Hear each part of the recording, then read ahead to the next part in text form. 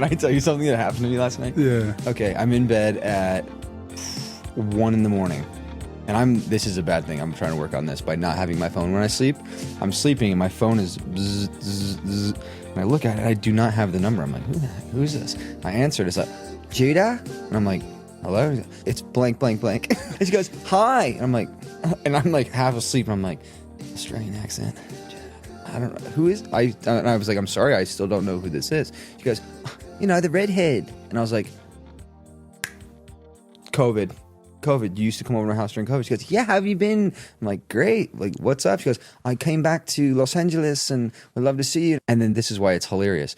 She goes, well, like, would you like to come over? And I was like, no, it's 1 in the morning. No, I'm not coming over. And she goes, check your phone. And I was like, okay. Nudie. Wow. Look at it. I'm like, whoa. Whoa. She goes, what are you doing? I was like, I'm going to bed. I'm sleeping. I'm currently sleeping. She goes, you don't want to come over? And I was like, let me see. yeah. No, fine. Yeah. Little chit chat about 5 minutes of like, how you been? I've been good. Cool. She goes, so like, are you going to come over? And I was like, no, I'm not coming over. She goes, seriously? I'm like, seriously? It's like late at night. Like, she thought the nude was going to be like icing on the cake. Like you'd be like, all right. Turn good, south.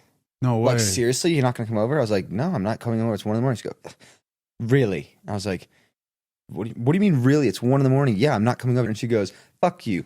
Hangs up. And I was like, click. And I was just like, whoa. But in my mind, I'm like, and this goes back. Why does this stuff happen to you all the time? Do you never get booty called? No. Jeremiah? I don't have your roster, dog. You had a late night the other night? Oh, that wasn't a booty call, huh? That was just like a date. That was just has a hangout. But I don't have the roster you have, bro. I don't have that. Dude, 2 years. You've built an extensively long 2 I didn't year, even have year. her number anymore. No, I'm saying like the volume you've amassed over the last 4 or 5 years, like you're gonna get those stray calls at 1 a.m. I feel like I have an amassed volume. I feel like a GM is getting calls from players that played 10 years ago asking for another shot. Pretty much. Listen, bro. man, I need a spot on that roster. Yeah, bro. I'm not washed up. I can play. Good for you for getting a new pick and saying no. But here's the thing. Why did she get mad? Why was that? Like, that's weird. But also, I think she wanted me even more because I said no. I mean, she got mad because it was probably a shot to her ego that like she sent you a nude photo and you said no. Like, how many guys say no to nude photos? That's what I also thought. And if I went, I would have felt desperate. Like there would have been a like, you know what I mean? Yeah. Like, come over right now. Yes. I'm not. That's a little simpy for me. In general, like if a girl calls a guy and says I want to fuck, usually 10 out of 10 guys will drive the fucking ends of the earth for that. Yeah, but think about those guys. What? Like the caliber of the guy that would drop or wake up in the middle of his sleep. Yeah, sure thing. Let me take my retainer out. I'll be there in 30. like, come on here. Like, I'm saying we've all been there. Like we've all received the fucking message and we're about to get in bed and we're like, change your plans. I guess you're right. I have been there. Yeah. We're just at a different stage now. You know what I mean? Like you're just like not incentivized by like, yeah, your and that wasn't even and that wasn't even a joke. I had my retainers in, and she was like, "Your voice sounds funny." I was like, "I'm wearing my retainers right now." By the way, the retainer thing, because I have Invisalign right now, and I have a lisp when I talk with it. I had to take it out if I'm in a group setting with people I don't know. If it's my homies, I can have it in, but now if I'm in a group setting, it's coming out because I sound ridiculous. It has just a little thing on it. It's like why is that? Is it your tongue can't like flick right? It's a little McConaughey. It's a little bit of sauce on the end of the tips. It is a little McConaughey. Yeah. Maybe I should gotta lean into that more. Maybe I should just like go full accent. Just go full McConaughey when people call. How's it going? Where you been? What's the sauce? What's the tea? It started off a little George W. It started off just a little bit like this, but then in the end it was like, brother, what do you do with it? I was like, oh, that's pretty spot on McConaughey there, brother. Bro, you can be his AI voiceover though, Key. I would love to. They should just hire you. Green lights. Okay, so in the playlist with our guest this week, what's the song? I heard a song at Chateau. I was there a couple nights ago for dinner. The DJ was playing it, and it's like an old 70s track. I never heard it. I'm pretty well versed. Like funk? Yeah, I'm pretty well versed in 70s funk, like R&B soul. That's what I grew up on. The song is Give Me the Night by George Benson. It makes you want to get up and dance. And it was actually requested by somebody, which can be like, That's like a weird gray area with DJs. Like, I don't take requests. Well, yeah, because DJs have their own ego. Like, they all think their playlists are the shit, which 9 times out of 10 they are not. And the DJ Ash I told was actually really dope. Big collar, open shirt, gold. And he's always taking breaks, like smoking, like he's never DJing. He's actually never DJing. So someone over there and requested the song, and I like looked at him, and he looked at me. He goes, "Oh boy, y'all in trouble, aren't you?" Because like we're kind of giving that person shit for asking, but he's like, "Yeah, I'm cool with it." Like he had no ego. He was so chill about it. It came on, and I was like, "I don't know it." Give Me the Night by George Benson. What is it? How do you hear this and not want to move? That is so nice. Bro, that makes me want to stop this and dance. I'm telling you, everybody started getting up. And even I got up. We just stood up and just started like vibing. We all had like wine. Man, it's such a good environment. The whole playlist this week gonna be kind of like that. Yeah, I'm gonna curate the whole playlist to like that 70s funk era, like R&B, soul. I'm here for it. Yeah, let's go. What is your movie of the week? This one we've both seen, and it's absolutely incredible. It's Past Lives. I love Past Lives. I watched it again the other night. It is so incredible. It's so good. It gives me a wanting to be present kind of feeling. I don't know, like a thinking on the past, kind of melancholy-esque. It's a little melancholy, but it's beautiful. It's a beautiful film. Please go see it. Past Lives. So good. It's about a relationship. I think so. I think it's A24. It's just a great movie about relationships and life. But the cast was incredible. It's such a great movie. Past Lives. Go see it. Okay, so 5-star review, which will be in the menu in our newsletter. 5 stars this week. What do you got? I love our little newsletter and menu really great. Of just putting people on to shit they might not know about or giving a little 5-star. That's an entree. Do we have an entree this week? A little peek under the hood of like what we love. Yeah. This week, my 5 star is an entree. I've had some appetizer 5 stars. This one's a heavy hitter. Yeah. What's yours? What's your 5 star? My 5 star is the Diptyque candle lotion line. I have not tried the lotion. Their lotions, their hand lotions, their body lotions, and their body spray. It's an oil. It's like an oil. It's an oil spray. So I get out of the shower, I apply the Diptyque lotion, and then I do the body spray. And it's just like you don't even need cologne during the day. Really? Like you don't want to be like just. It's scented. You don't want to be like walking midday with just a crazy cologne scent, Cloud. Like, yeah, it's like you've been like passed by midday by someone just like wearing like oud. Yeah. And you're like, dog, like it's 2:00 and it's 95 degrees outside. Like I just walked by an Abercrombie. Oh, bro. So yeah, it's just a very like citrusy, kind of not earthy, but just really elegant, subtle scent. And leaves you smelling good. Diptyque. I didn't even know that Diptyque made that. It's a sleeper. Because like candles. I love Le Labo's great. It's a very strong scent. Like no matter their lotions or cologne, don't even matter what you put on. It's strong, it's potent, and it projects. I'm not really trying to project during the day. Like I want you to hug me, pass by me. Like, oh, he smells fresh, he smells good. But I don't want you to like overbearing. Yeah, be like, damn, I don't want to be in a car for him in 20 minutes. You know what I mean? Like. So Diptyque is my 5 star. Lotions and body oils. Is that the circle glass one you have? Yeah, I got it. Yeah, it's so nice. That does smell so good. It doesn't smell good. That's the one you left at the house. I did. And then it smells so good. What's your 5 star? My 5 star saved me this last week. Do you have Clear? Of course, I love Clear. Clear. Thank you for your service. Thank you for being in business. I was going to miss my flight the other day. I got there. Going from where to where? I was going from Colorado to here, and it was absolutely crazy. And I got there, and I mean, like the security line like goes all the way to where they don't have any more of those ropes, and then all the way down DIA. And I get there, and there's like 30 people in the Clear line, and they just whoop, whoop, whoop. And I love how it's just like the scan your eyes thing, and you don't even need your ID or anything. Show them your passport, get through. I went through the security line. I saw a few of the people that were just really tall dude with a red beanie. And he like didn't even make it into the line. And I was like through the security going down the escalator. It's clutch at the airport. Clear is incredible. Especially like if you're in a pinch and it's looking tight. Yeah. I've been in situations where I remember I was in Orlando with my brother and he was like, dude, the flight was taking off at like 5:45. We were at the house at 5:00. And we're half an hour from the airport. I'm like, Austin, we're going to miss our flight. This dude is booking it to the airport. Like we we were running it was illegal all the way there. The valet is sold out. He bribes the guy, gives him more money to park our car. We are sprinting through the airport. And thank God we had clear. We skated through, and we made our flight by 30 seconds.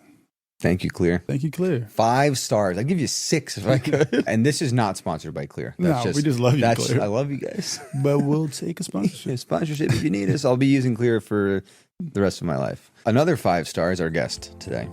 Big 5 stars, our guest. Is one of my closest friends, someone who I generally love, who I've known for 5-6 years now, and I talk to her weekly. She's one of the most beautiful women, one of the most talented women, self-made women I know. She's a creative director, she's a stylist, she's a designer. And before the end of this episode, I'm going to shoot my shot. You need a gang of Riz. Your Riz got to be at an all-time high to even have an opportunity to talk to her. Yeah, to be in front of her. Brittany Hampton. Let's go. B-Hamp, as I call her. The girl I have a massive crush on. We're going to make it happen for you.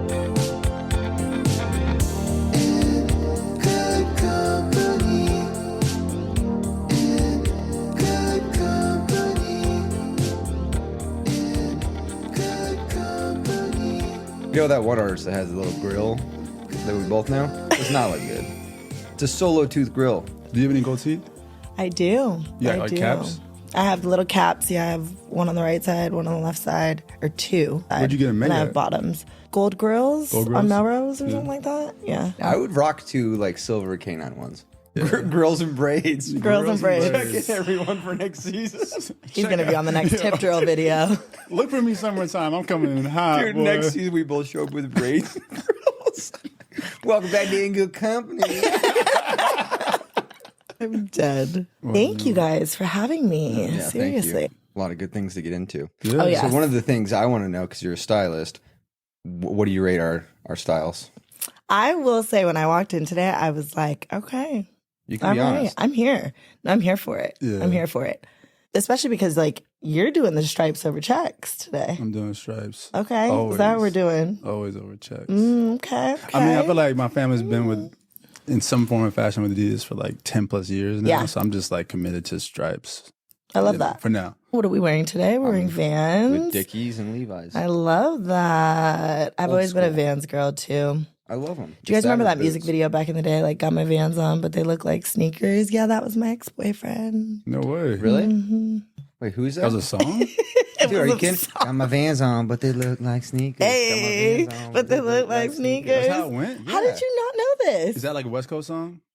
I That mean, sound like it some- went who is that? pretty like That sounds like some nationwide. Yay area. I shit. listen- It was called The Dude. Pack. Yeah. Now, And they were Nah. black Dude, skateboarders I from was Berkeley. in Colorado, skateboard judo with my little emo haircut. Got my Vans on, but they look like same era as sneakers. like Teach No Me How to way. Dougie. Yeah, Same, like, it was Dougie era. so good. I feel like West Coast shit didn't make it to the South. Like, it didn't make it to Florida. Definitely giving like palm trees and skateboards. I don't think I All understood day West long. Coast music back in the early 2000s. I didn't understand it like that. I thought the Yeah. cadences were weird and like E4. I just couldn't get on board with it back then.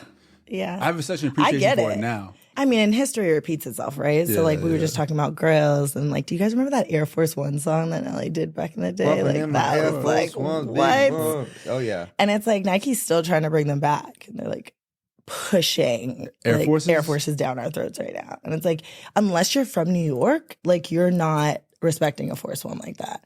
And those boys out there, facts. I dated a boy from New York, and it was definitely giving like new box of white Forces, crisp ones every 2 weeks. Yeah, I was like, no- are no you crease. kidding? We had to buy 2 pairs. Give me 2 Two pairs. pairs, I need 2 pairs. Big Come boy. on. But you know what the Stop it. no-no is, right? The Air Force One no-no. No crease? What's Blacks. Blacks. You Blacks. can- It's the one pair you cannot Blacks. buy. They look pretty sorry. You will get clowned if you pull so up with some black Air bad. Forces. Why They're though? so bad. It's They look just like like- a thing. You can't have It's a them. bad one. If I see, like, if anybody sees me, like, what are those? Like, you're in a. It's crazy because Yeah. Ambush came out with a pair too. And it was like, oh, okay, well then if she could do it, but it was definitely giving like the black with the white check. She was a like little trying to extra like on the back. She was own. trying to like She was make trying it to a own thing. it. Yeah, they're trying to own it. Nah, girl, Yeah. they're out. That's how They I might even as well feel just with black cancel them. Vans. I'm like white and checker only. Yeah. You'll never catch me in a But pair I of did black like Vans. I did like the black with the white laces and the white sole. No? White sole, yes. White sole. Black sole, couldn't do it. Are you a black sole? With the Vans. There are other shoes that I'll wear. I don't wear that'll be all Vans, black. but like I like gum Flyers. soles. I'll do the all black. Kenny the Jet Rodriguez Sandlot shoe. I have those in all black and I love them. I like brown gum soles. Like I like. Yeah. I'm not. Yeah. Yeah, you do have a lot with the brown sole. Yeah. Most of my shoes have Loves brown a gum soles. sole. Yeah, they look cool with Swears the he played Adidas. sports. They don't look cool with Vans. That's fair. Because he played sports. That's why. Yeah. Could The be gum that. bottoms are such a signature Yeah. move. Gum Are they? gum Yeah. bottoms are like such a athletic. Like, Yeah. We did a signature. pair at Honor the Gift with Jordan, and it was a collab, and like I fought for the gum pair. Like Really? the gum bottoms, I fought for them. I was like, we have to do them. We have Gotta to do do them. gum bottoms. Russ was like, Has that why? I always was like, been a shut thing? up. You love it. Gum Yeah. bottoms. It's always been a thing. Yeah. Yeah. It's like the Raw. It's like the first ever. Well, like Converse. That Everyone. really. Everyone. So I'm very proud of you. Did you do it up just because I was coming? I dress like this every single day. He does. Doesn't matter what time. It was 7 a.m. As It's guys. 7 a.m. going to get coffee. If I'm leaving the house, why not look good? And then you go out and you see people that look like scrub asses, and you're like, not me.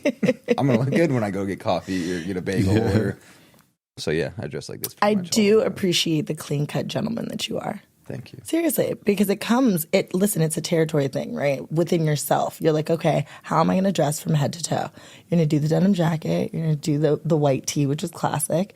But then you have on your pinstripe pants. You rolled them to the T. Thank you.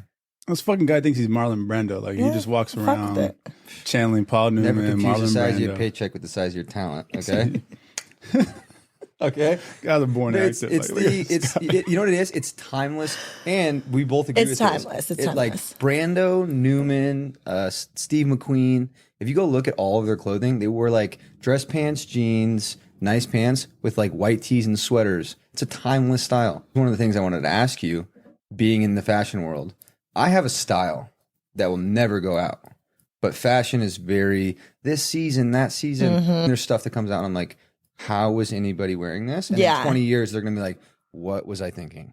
Well, the crazy thing about it is history always repeats itself, especially in fashion, right? Yes, there are those designers where you're like, what is happening? What's coming down the runway? Like, what is this art project? And that's what you honestly are looking at. But at the same time, you're like, wow, in 10 years from now, that might be the next look. Like, look at Issey Miyake. It took him so long. And then currently, you've got, all the Japanese designers overall is someone that like everyone respects. The best. But like now the urban community is into it. And then they're taking it and they're being like, okay, we want to be able to dress like this. So it's all about phases. Who are your favorite designers right now? Ooh, there's a few. There's always the list of like, Therese is going to be on there, Celine's going to be on there. But like the new emerging designers, I absolutely love Bianca Saunders. Like, love. I know She's Bianca based Saunders, in, okay. you would be obsessed. Really? I can't wait. I'll Okay. send you it later. I like what Dries is Really? doing because I feel like Dries has been a little up and down the last couple of years. But I Yeah. think the last season and what's going forward right now, like I like what Dries is doing. And the price points are good. Yeah. Because you're It's actually affordable. surprised. You're like, wow, this is actually a price point that like we can afford at our age. And especially in comparison to the other luxury brands that we're You can't just comparing be it buying to. Bottega every day. Every day. Yeah, it's they're crazy. going down the hill. Okay, thank so what's God. that like with, like, one of my favorites is Bode. Yeah. Are you paying for the name or are you paying for an actual super rare material that they turn into a sweater? I will tell you that Bode in particular does both. You are paying for both quality and you're paying for like the significance of it being one piece that no one else will ever have. Of course she does the run, which will be like the mass to market sales. But in terms of that particular piece, you won't get it for another season. She's done really well with that. She started with having just a vintage clothing line first, and then she was selling little pieces here and there. She also stayed like behind the brand and kind of let it build for itself. And it's really just, I think it represents men at its like true form, like I love at their that true stuff. form. It's like so pretty, but masculine and like a little bit out there. I don't want to butcher this guy's name, but I was telling him there's a guy named Tiger Takashi. Okay, And yeah. he passed away. I found out like a year or two ago in a car accident. Young kid, but his parents are continuing his line. Yes, And yes. his silhouettes are like 1910, 1920, like railroad America. Wow. Wait, are those the one that were at Departamento? Yeah, they're at Departamento. Yeah. Got it. And his fits are, it's just so well done and so well executed. His jeans, these are some of the best jeans I've ever seen. Where do you vintage shop? in town? Gosh, I mean, there's a ton of places. Recess is probably one of my faves. Recess? Okay. Yeah. Your journey into fashion, did it start on the TV show you were on? Or was it was before that as well? It was before that. So my journey in fashion, gosh, has started since I was a little girl. My grandmother was a designer and she lived in the Philippines, then came to the U.S. as an immigrant and was selling wedding dresses to get by. Oh, so wow. she was doing hand-beaded wedding gowns that she was kind of selling to her communities. And it was going viral. And she would do these Filipinianas with these massive like bouffant style sleeves and like just gowns that you honestly couldn't get anywhere. They were all made out of these like pineapple fibers that she would get the fabric from the Philippines. No way. And then ship it to Pineapple the U.S. fibers? Yeah, it's Wow. insane. I have to show you little ones. But then she started doing things with Barbies, and that became a whole thing. Because back then, like back in the 90s, Barbie had their own magazine, which was really cool. Because my grandma would make little, photo shoots that she would do at her own house and then sell the photos to the magazine at the time. No way. So That's crazy. I have been, I always tell people I'm like bred into fashion. Yeah, you've been at this surrounded point. by it since I was younger. You came into there. Yeah. My grandmother has 6 kids and none of them could sew. They weren't in fashion or anything. I came out and when I was about 5, I started sketching. So she noticed and was like, okay, like, what are you drawing? And I was like, oh, I want to be like you when I grow up. And so I would start sketching dresses. So she has photos of me on her lap at a sewing machine So you're proud of when I was young. Yeah. But the crazy thing about it is I've always wanted to be a designer, but I never wanted to actually sew. My grandma was really strict. Like she would rip the paper from up under me. And like if I'm drawing, she would rip it and be like, if you're not going to make it, stop drawing. And that's how she was. Wow. And so there became a moment, I think, when I was like maybe 12 to about 16, I stopped sketching. And I was like, well, I don't want to do it anymore. And I was hiding it from her, wasn't sewing, but I was also a child model. So being within that whole little, world of like having a designer grandmother, then you're a child model. I started modeling when I was like 6. I did my first Levi's campaign. And it was everywhere. Yep. Shout out to Levi's. This is a San Francisco brand too. So I'm all about it. But yeah, I was in billboards in New York City. I was on every Mervyn's ad that you could possibly imagine. And it was kind of tricky when I was a kid because you would go to school and you'd be on sale, says the newspaper, for $15.99 and kids were ripping you apart. Really? They'd be like, oh, this week's Brittany's $5.99. And this week she... Discount, huh? Kids are mean as shit. No, they are. They are. Yeah.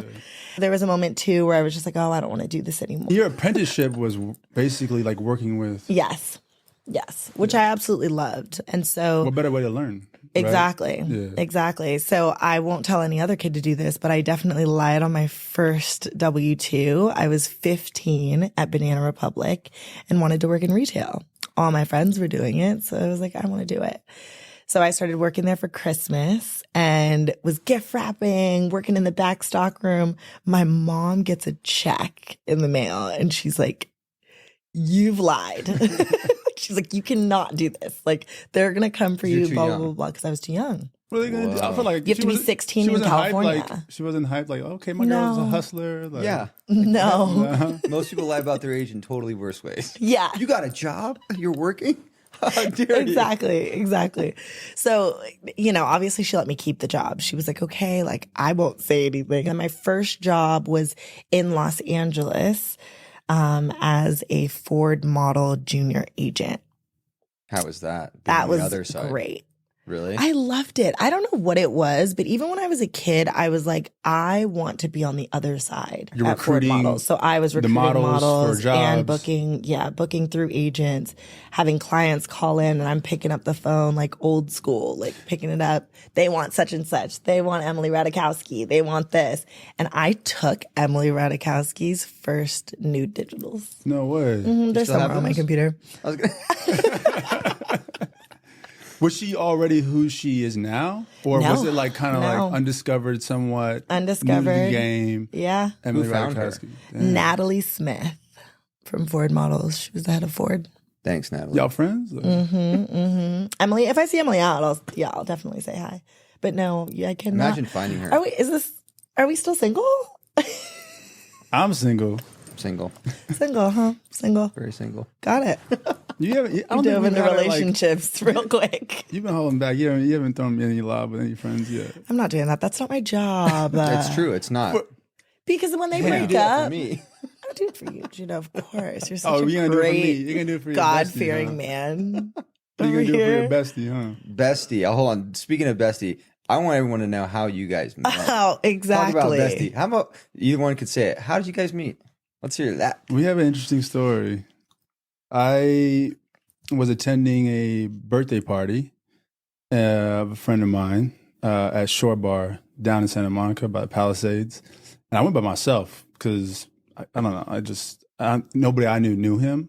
And so I go to the birthday party at Shore Bar, and I just post up at the bar, and I'm just chilling, just drinking, mind my own business. And then like Drake comes in, and I'm kind of at the bar alone, and he stands right next to me, and his security is like surrounding me. I'm just like looking around like, man, I'm just out here minding my own business. Will y'all please move out of my way? Like I was getting a little frustrated. And I think Hamp kind of like just saw this tall, light-skinned boy over by the bar, like surrounded by security. So she probably thought like, I don't know. She probably thought I was like, Probably got an album coming out. Yeah. It's like, who's this? Like, is one of Drake's new artists? Like, who's this guy? So she pulls up on me, and we just start talking. And like, I get her a drink because like, nobody's helping her at the bar. Yeah, no one was serving drinks at the bar. No one was By the serving way, drinks. can we just preface the fact that this is clearly a Los Angeles story, right? Very. Like Drake's at a party. Yeah, it's very LA We're in the Palisades. Like, got it. This happened, was this 5 years ago? Yeah. 2018?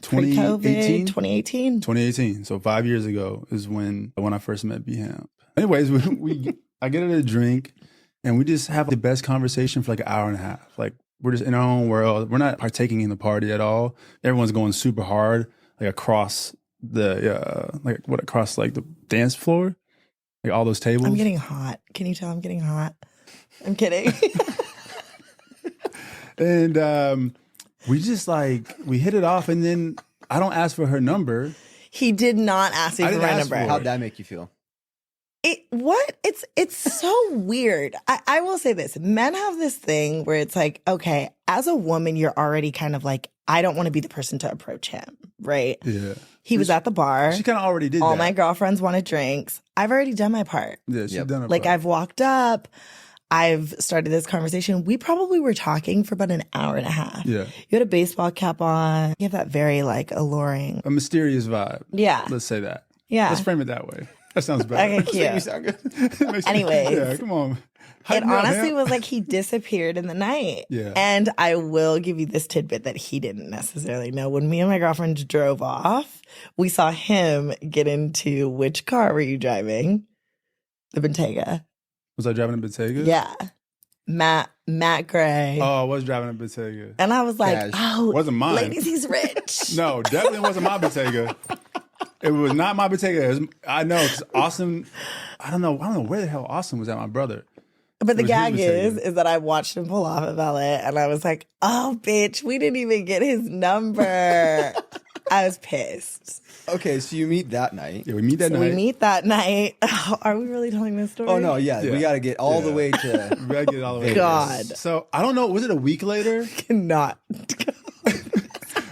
Was it a week later when I saw you again?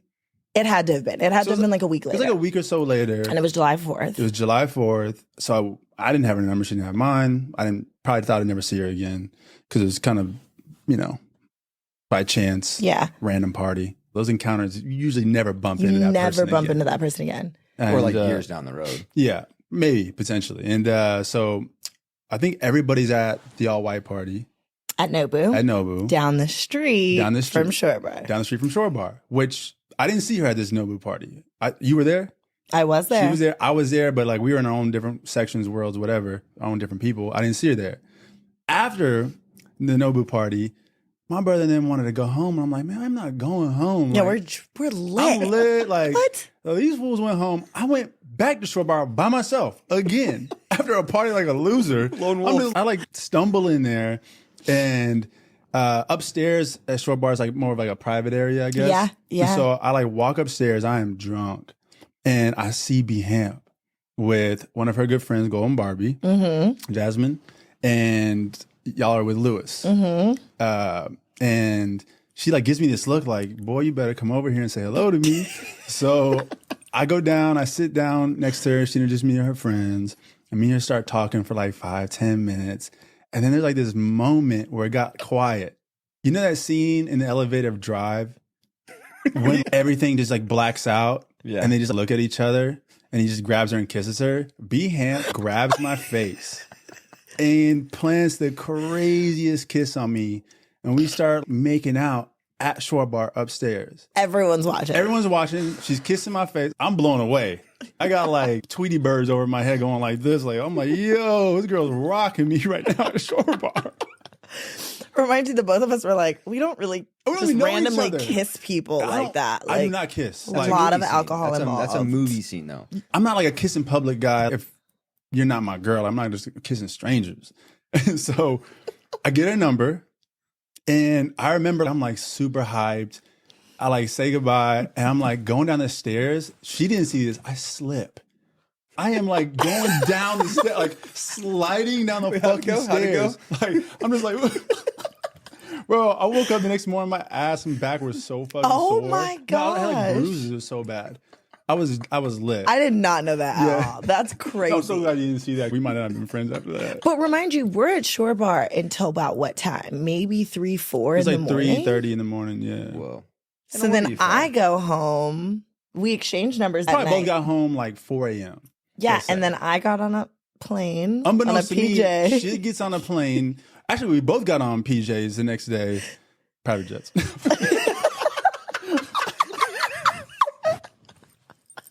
I'm just saying, people when I know, and it was my brother, me, a friend of ours, and Kelly Oubre and his girl. We make it to Vegas. And I've texted her like 2 or 3 times, like, hey, like, man, last night, right? Like, nothing. Like, hey, like, what are you up to? Just nothing from her. So whatever. We go to our dinners. We go out.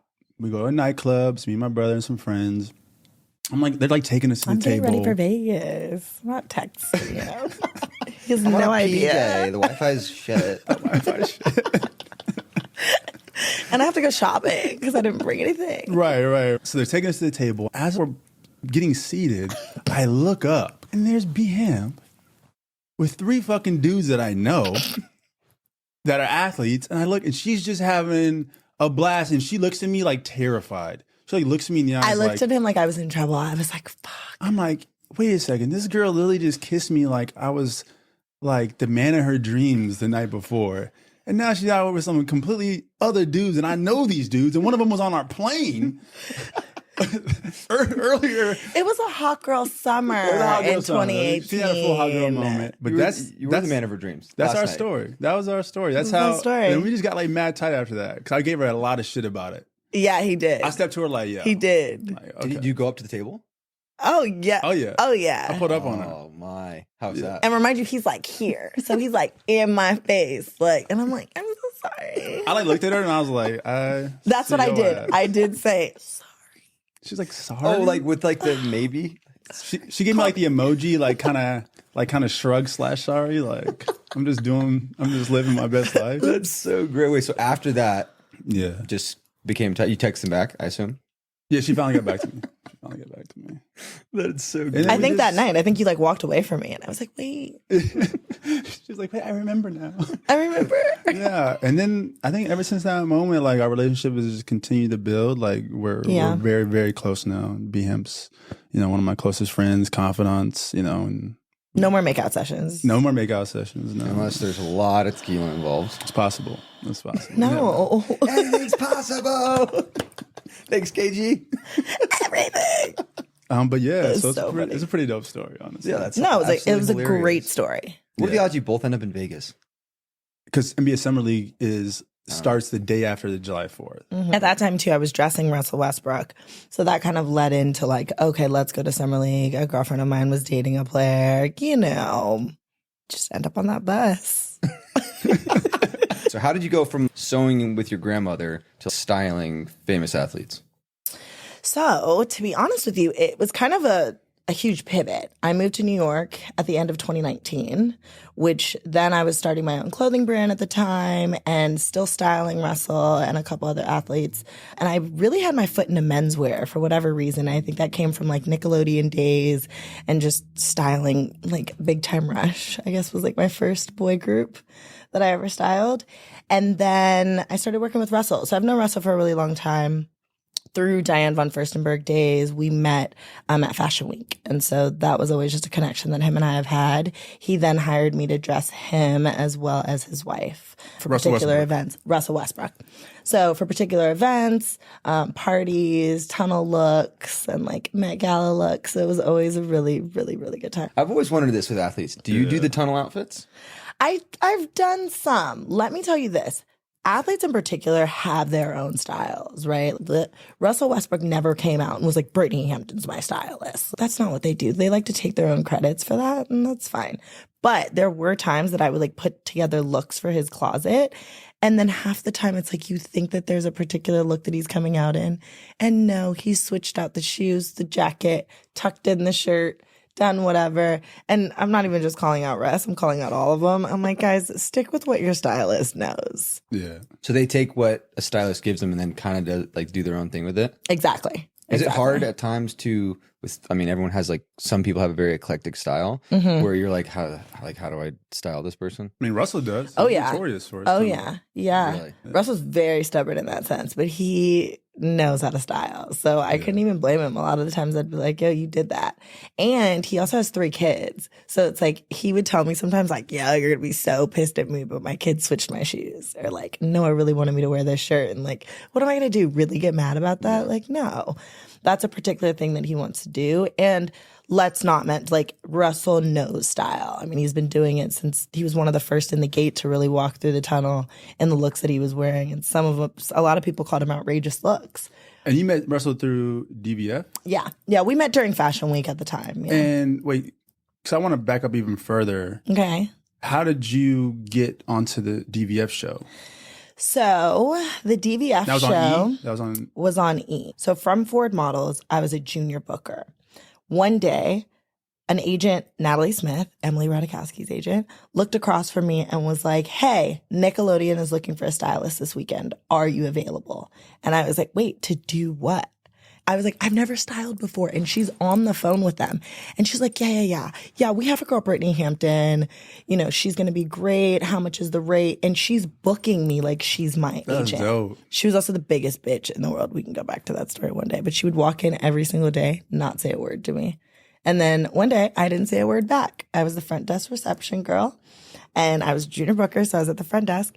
And she walks in, and I watch her, and I don't say a thing. And she stands at the door, and she turns around, and I went, that was your little Devil Wears Prada that moment. was my Devil Wears Prada moment. Love and then that. she goes back in there, and then I think it was that same day, she was like, Brittany. And so I ran in there, and I was like, hey. She never called my name. So she was like, oh, will you go down to Rodeo and grab us lunch, please, today? And I'm like, okay. Like, I thought it was bitch work. But then I came back and she had cupcakes for me. And I was like, what is this for? And she was like, oh, we're giving you a little raise today, all within the same day. Sometimes it takes those little moments for you to be kind of like bitchy to your boss, for them to like respect you. Yeah, you got to stand your ground a little. Yeah. It was definitely given that. But anyways, so with that being said, she booked me the job at Nickelodeon. And the first time I ever worked with Nick, I dressed Ariana Grande and Jeanette McCurdy. Wow. And it was for an event. God, I couldn't even remember what it was called right now. But it was for a Nickelodeon event. You was on cloud 9? Like, yo, Yeah, you went from were you like nervous too? Well, the crazy thing about it is Ariana Grande wasn't Ariana Grande back then. Right? This is 2008. And she was on Sam and Cat. Or no, Sam and Cat wasn't even a thing. She was on Victorious. She was on Victorious. So Ariana Grande was on Victorious. Mm-hmm. I didn't know that. Wait, she's an actress? Yeah. I didn't even know that she was You guys didn't know this? Actress. No. I thought she just like popped on the scene because I thought she was a singer. She could just sing so good. No. So she was on Victorious first. And then she got her own show called Sam and Cat, which then was a show about her and Jeanette McCurdy. So my first job ever was while she was still on Victorious. And then I did that job and I came back to work the next day and Natalie Smith goes, you have a new job. And I was like, what are you talking about? And she was like, Nickelodeon would like to hire you full time as their in-house stylist, blah, blah, blah. I started bawling, crying because I was like, no, like, I don't know how to do this. Like, Really? this doesn't make any sense. I can't be a stylist, You didn't even blah, want blah, it. blah, blah. I just didn't know it. I've worked in the industry for so long. I was always like a dresser, a backstage at fashion shows. Like I've been coming to LA on the Greyhound, like driving down on weekends from the Bay Area. And I knew that I wanted to work in the fashion industry. And like styling doesn't have guidance, right? There's a lot of like misunderstood like things that happen in the industry. And so I don't know. It's one of those things where a lot of things are misconstrued. Like stylists, there is no way to be a stylist. There's no blueprint to being a stylist. Yeah. And So then many variables. Exactly. There's a lot of variables. But on top of that, there's a lot of gatekeeping in the industry too, which sucks because a lot of people have so many different clienteles, but they're not willing to give and give and give. So when it comes down to PR firms that you have to pull from, brands that you want relationships with, there's not some big book that's like, oh, these are the numbers to every single person that you can call. Here are the email addresses to people that you could send requests to. It doesn't work like that. You kind of have to go out and still fish for things and pitch for your client that you're dressing to be approved, which is kind of bizarre, right? Like imagine going to a brand and being like, hey, I would like to pull this dress for Ariana Grande. Yeah. There were so many times that I would get no's across the board. So with that being said, I actually gave La Roche Ariana Grande at the time, and she did her first album. And she was like, I really want you to style me. And I was still working at Nick. So I was like, oh, I don't, I can't do both. Right. Like you're going on tour. I can't. Did you find, so how was it being a young mixed woman of color? Did you find a lot of roadblocks and gatekeeping? I did. In part because of that, do you feel like? I did. When I was younger, I was like, I want to be like Tyra Banks, right? Like, I want to be like Kimora Lee and have my own brand. And like, those were the girls that I always looked at. Kimora Lee was like GOAT. Like, for people who don't know, like, Kimora Lee had Baby Fat. Exactly. And my sister, every girl, especially any like girl of color, that was everything. It was it. And so there were ideations of like the people that I wanted to be like, right?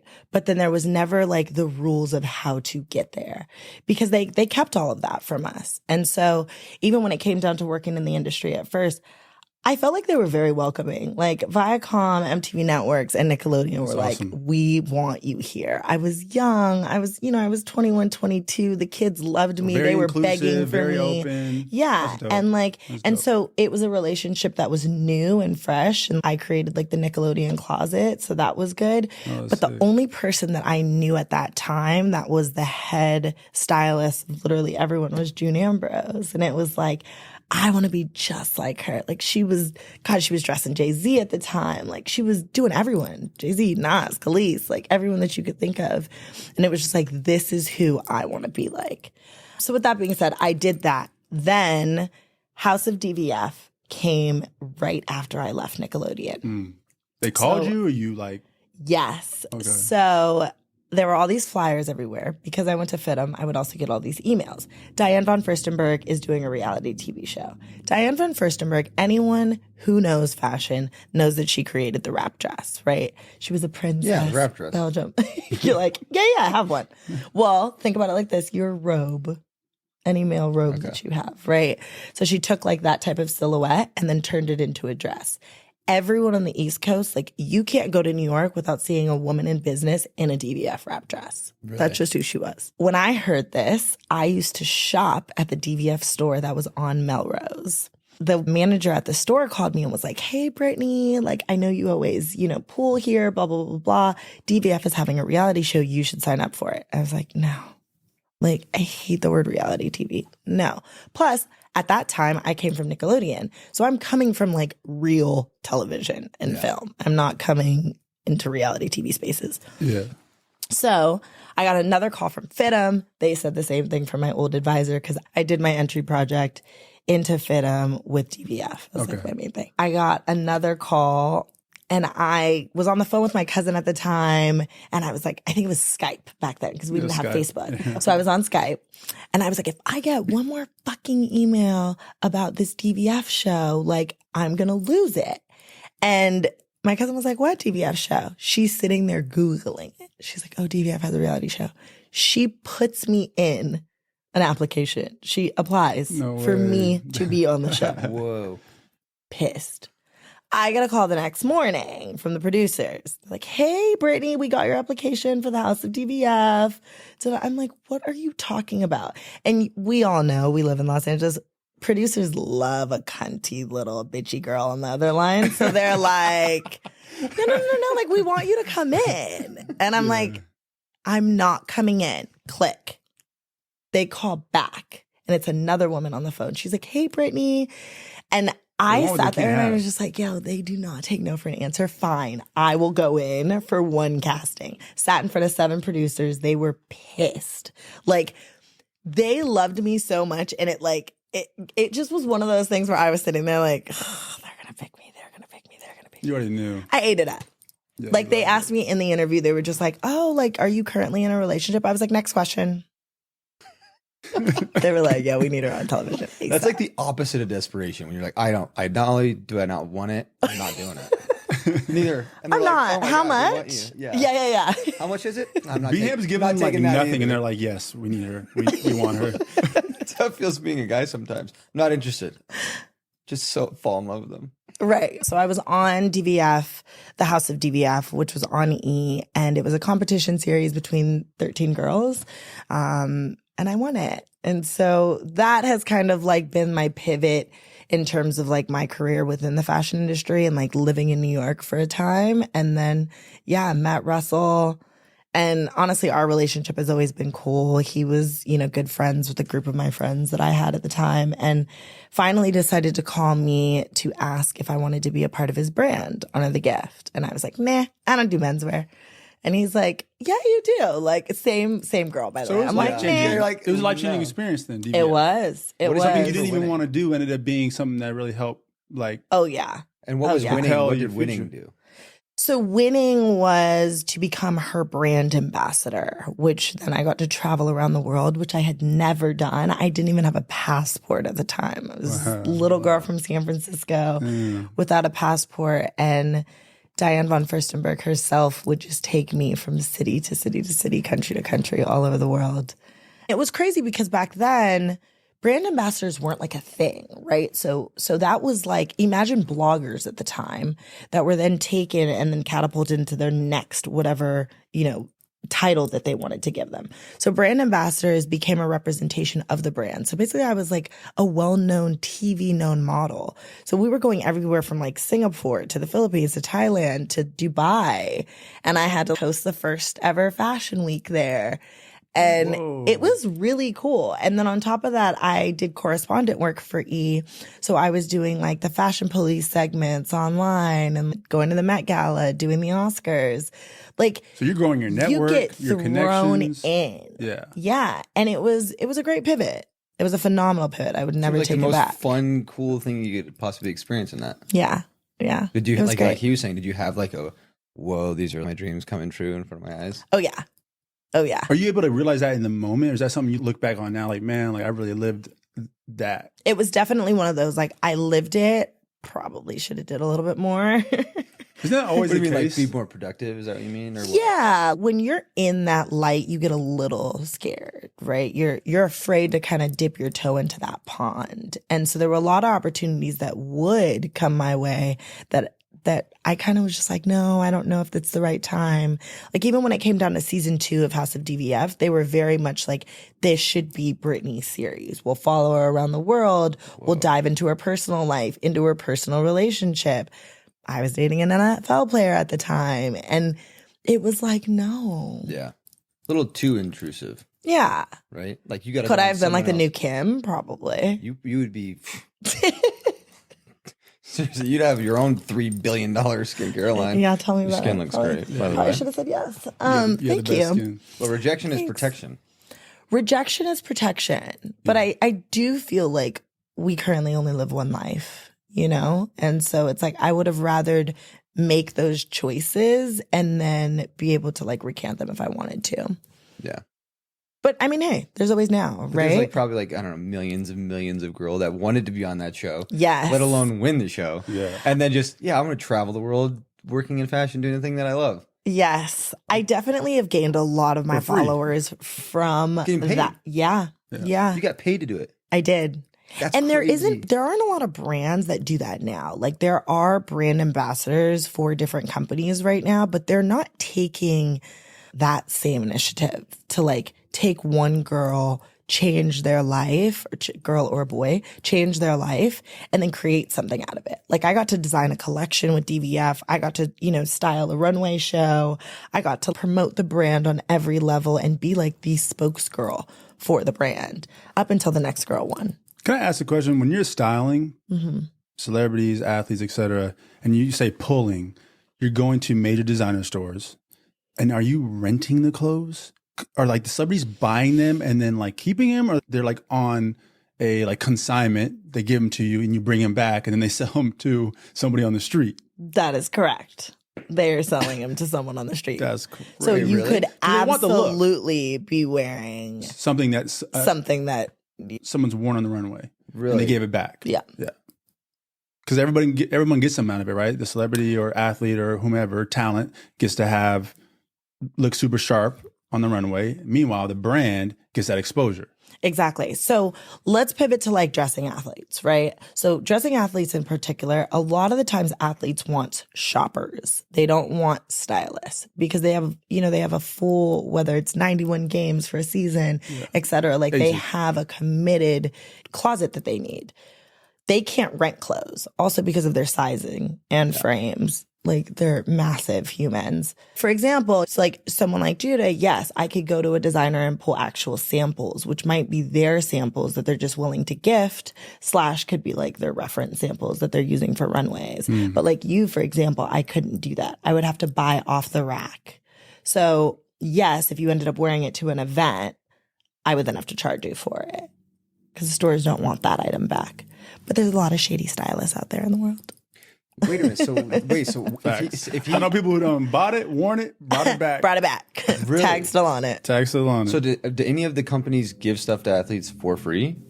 Strictly, yeah. Or does that Oh, mean yeah, like they're a yeah. brand ambassador? If you are, well, there's a little bit of both. So like Prada, for example, has a couple brand ambassadors right now, but yes, they are loaning the clothing and then they're expected to give it back. But there are a lot of other brands that do have a particular like marketing budget for seeding that they are gifting unique clients, a ton of stuff. So like even saying, on Honor the Gift, I was gifting everyone because I loved them. Really? But I was like, I want this to be a huge representation across not only the athlete world, but to actors, musicians, everyone that you could think of. Because if we're going to represent the inner city in full, this is how we need to do it. Giving everyone but me. Yeah. I never received a box. I can't honor the gift I didn't get. Honor what gift? Is it lost in the mail? So That's why I quit. You basically put you in position to work for Honor the Gift, which is Russell Westbrook's clothing brand. And that came about through... It's like personal connections. Yeah, through personal connections. So Russell called me to be a part of Honor the Gift, which I absolutely loved. At first I was like, no, I don't do menswear. But he was like, we're about to pivot. So he was like, we want to go into cut and sew. And then on top of that, I really want to start to incorporate women's and kids. He was like ground floor at the time. It was like just starting to bubble. He was really just trying to getting it going. Yeah. And he's like, I want to elevate this. I want to like take this as far as I can take it. Exactly. He had a couple pop-ups at the time. I think, he started with printables. So it was just t-shirts and hoodies. And at the time, the team was only about 3 people.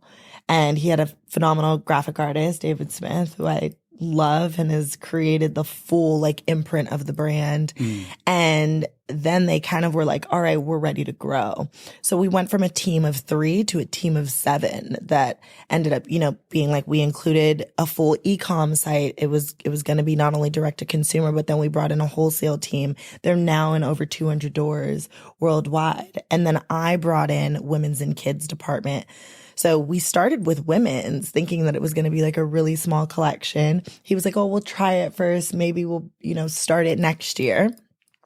Came back. And of course, the first samples were incredible. So we pushed it and we ran with it, and then we sold out in the first collection. And like you're involved with like designing the actual pieces. Yeah. So What my does that look involvement with Honor the Gift was designing, but then also doing a lot of like the creative direction work with booking shoots, producing like photo shoots, video shoots, everything e-com wise, and everything that was like the story and concepts behind the brand. But like what you're doing at Honor the Gift is like the same stuff you're doing with your grandmother, right?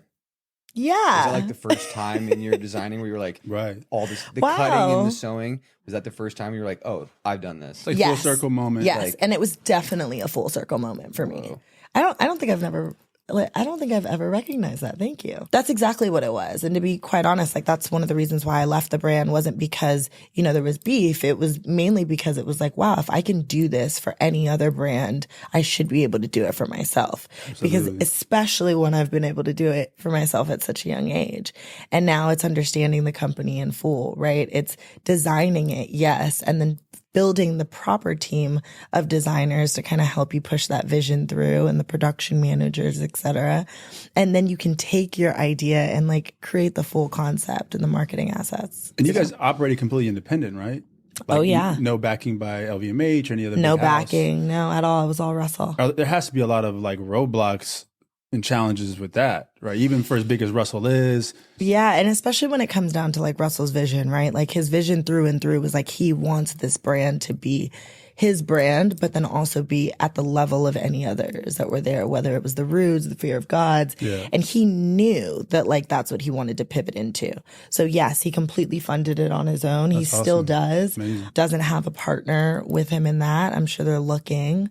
To scale your company, you need like real investment. Not just financially, but just in terms of being able to scale a company with manufacturing, producing. You need someone. Yeah. And to be honest, like the company grew at such a fast like range, and I don't know how to say this any better, but like we grew too fast. We created a monster, to be quite honest. Like we were again in 200 doors worldwide, but then also brought in women's and kids. And then we opened up a store right after the pandemic. So to then open up a store on La Brea, then go direct to consumer, then be in 200 doors and only have a team of 7 to 10 people, you kind of wonder like, where else do we really need help? Yeah. Look at Matt Happy. Keep up. Matt Happy investment from LVMH. Yeah. And now you see how they've scaled. Well, LVMH is investing like all, like not just money, but like resources, knowledge, everything. Yeah. Everything. Yeah. Sales team, they got the whole thing. So you're no longer with. I am no longer with Honor the Gift. What do you got on the plate? A lot of things. I mean, I do still style, but I consult more than anything else. What does that mean?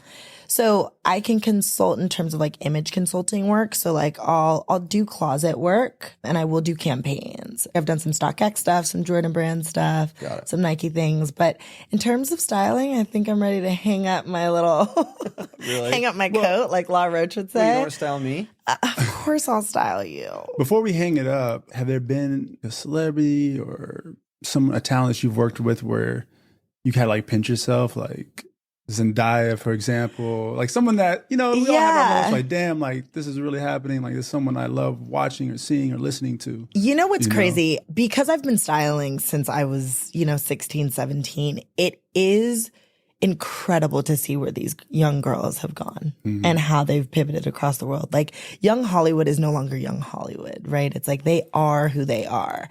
I got a chance to work with Zendaya through La Roche, and like that was in the beginning, and like he got Zendaya from like the ground, and it's like I get to see him nowadays and still be like, I'm so proud of you, because he was that same. Like we had our guerrilla styling moments where like him and I would have to go to Gucci because they were declining her, and like go to the store, have to find her something, hopes that she wears it. And she looked incredible. So then finally for them to recognize her is one thing, right? But then when you look at currently the stylists that are in this world, we're finally getting like a name for ourselves. We're on the covers of like Hollywood Reporters because they recognize that stylists are not only just the person that's shopping a celebrity's closet, they are their image architects through and through. It's nice to finally have like stylists be recognized in rooms. They're so important, I think. Because they're behind the shadows, like you guys are like architecting and nobody sees it. Yeah. And so it's hard to get that recognition, that love. And you have to fight for that. And I feel like now it's coming full circle, you know, with TikTok and Instagram and all these social platforms, you're able to kind of highlight what you do more than you were able to in the past. Yeah. Well, I've seen that with like a few different celebrities where they've always been like actors or whatever. And then there's like that summer where they're on the magazine covers and you're like, what happened to you? You got a Go Yard bag and you're rocking some Xenia pants? Speaking of glow Who's up, responsible for this? the chef, Stylist. the chef from The Bear. Oh yeah, bro, his swag. Oh my God, he's so cute. Not that but he he didn't did not have dress like that when he was on Shameless. No, he had some style before, but it's Elevated. He's on a whole nother level right now. Yeah. Everything he rocks is stylist, dope. right? It He takes has to. stylists. Yeah. It takes stylists. Yeah.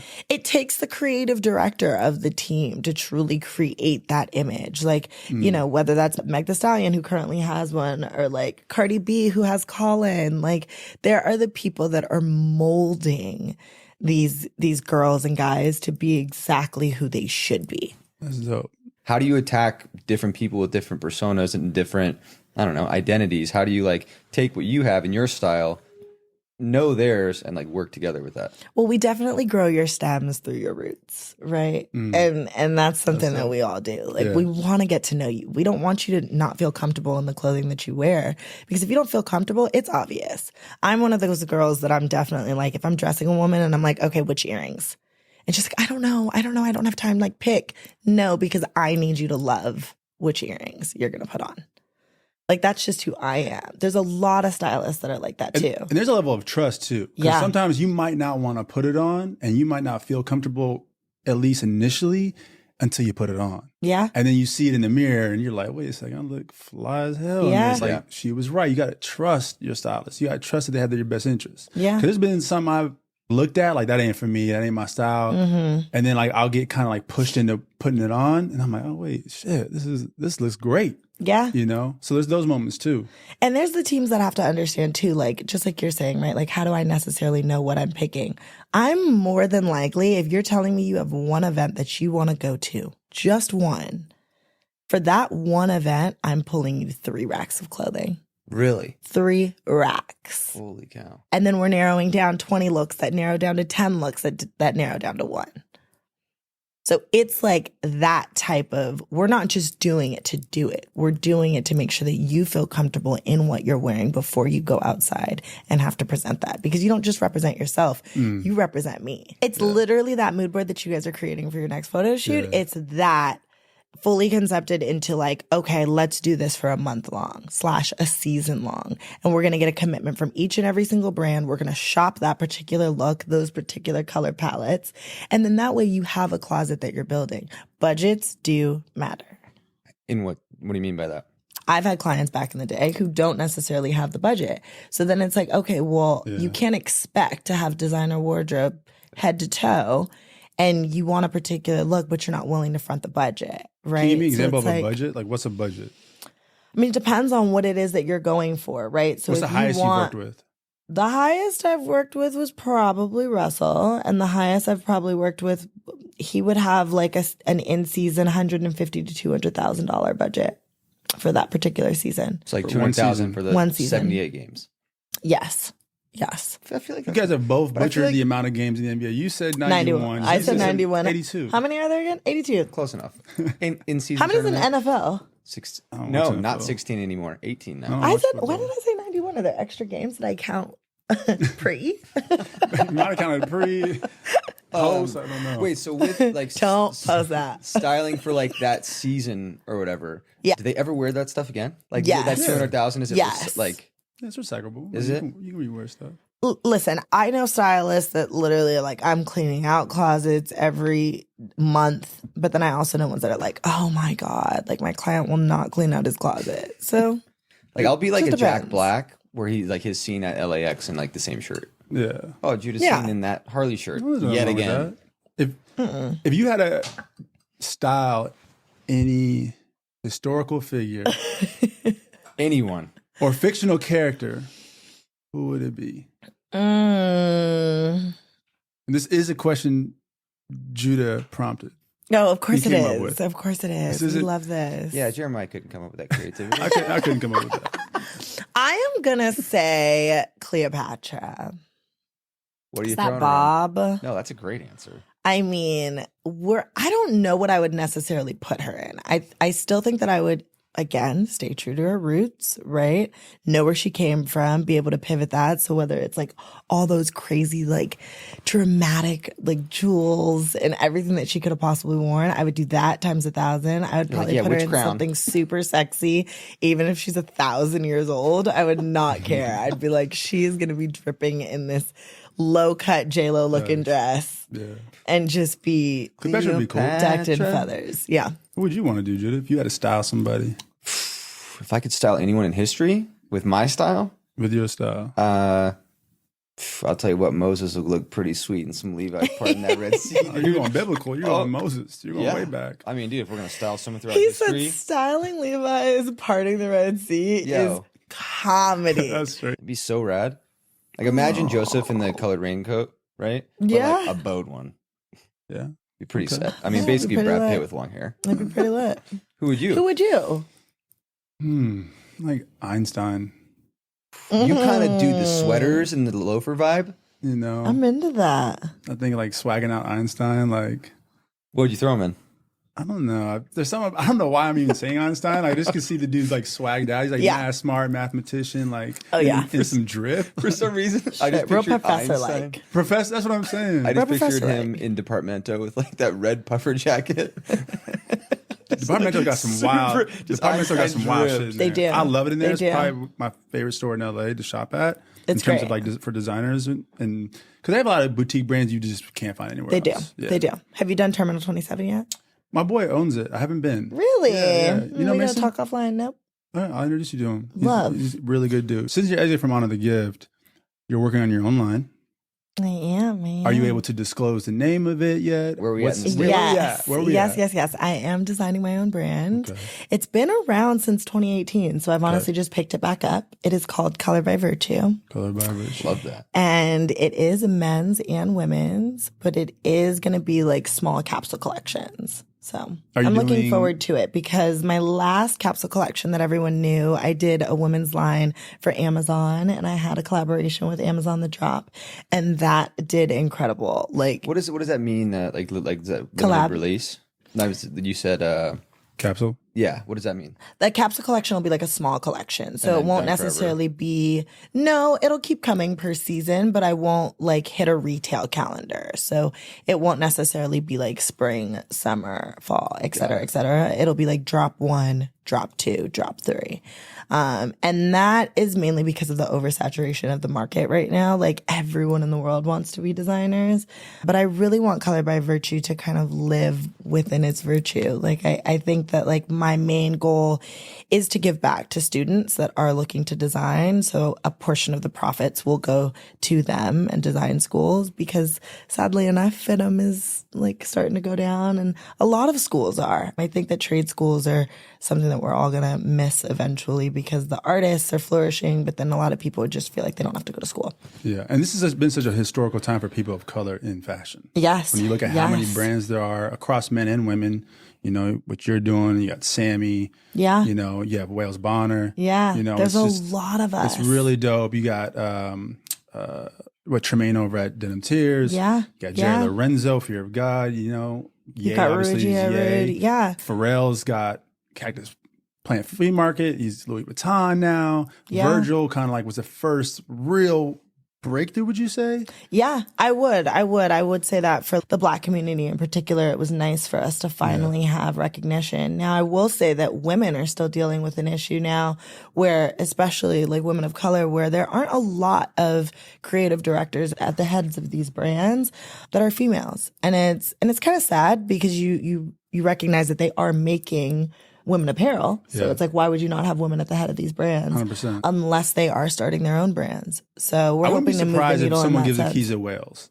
Someone's going to give the keys to her. I love everything she does. Yeah, and Only is great too. An Only Child. You would love them. Really? Yeah, That's yeah, a cool yeah. name. Yeah. Yeah, it is. A cool name. Only Child. It's a Very great. good. Yeah. Well, Ham, we appreciate you having you on. We love you. Thank Thank you so much for coming. This is so Thank you guys fun. for having This was me. Such a great time. Thank you, everyone, for listening. Click the link down below to get the newsletter and the menu. That's the only way to watch the full episode, as well as to get our 5-star reviews and to listen to Jeremiah's playlist of the week. See you next time.